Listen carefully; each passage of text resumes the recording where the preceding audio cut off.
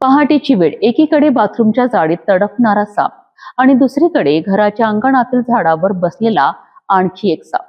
नागपुरात एका सकाळी दोन वेगवेगळ्या ठिकाणी घडलेल्या या घटनांमध्ये सर्पमित्रांच्या तत्परतेमुळे दोन सापांचे प्राण वाचलेत आणि नागरिकांचाही मोठा धोका टळला. पहिली घटना नागपुरातील बेसा परिसरातील रचना वाटिका सोसायटीमध्ये घडली. पहाटे ब्रश करत असताना वैभव चकोले यांना बाथरूममधून आवाज ऐकू आला. पाहणी केली असता सुमारे 4 फूट लांबीचा बिनविषारी तस्कर जातीचा साप जाळीत अडकून तडफडत असल्याचे दिसून आलेत. याची माहिती मिळताच सर्पमित्र शुभम पराडे तातडीने घटनास्थळी दाखल झालेत. मोठ्या संयमाने त्यांनी जाळीवर खोबरेल तेल टाकून सापाला कोणतीही इजा न होऊ देता सुरक्षित बाहेर काढलेत. किरकोळ जखमांवर प्राथमिक उपचार करून सापाला मटकाजरी जंगलात निसर्गमुक्त करण्यात आले. दरम्यान दुसरी घटना दिघोरी येथील फडणीस नगर परिसरात घडली.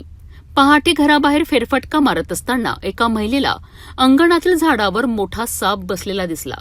नागरिकांनी तत्काळ सर्पमित्र शुभम पराडे याच्याशी संपर्क साधला. अवघ्या काही मिनिटात घटनास्थळी पोहोचलेल्या शुभम पराडे यांनी झाडावरील साप सुरक्षितपणे खाली उतरून त्याला पकडलेत आणि मटकाजरी जंगलात निसर्गमुक्त केलेत. दोन्ही घटनांमध्ये कोणतीही जीवितहानी झाली नाही.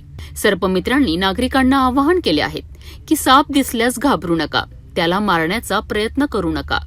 सुरक्षित अंतर ठेवा आणि तत्काळ प्रशिक्षित सर्पमित्र किंवा वन विभागाशी संपर्क साधा. सर्प हे पर्यावरणातील अन्न साखळीचा महत्वाचा भाग आहे. योग्य वेळी योग्य मदत मिळाल्यास मानव आणि वन्यजीव दोघांचेही प्राण वाचू शकतात.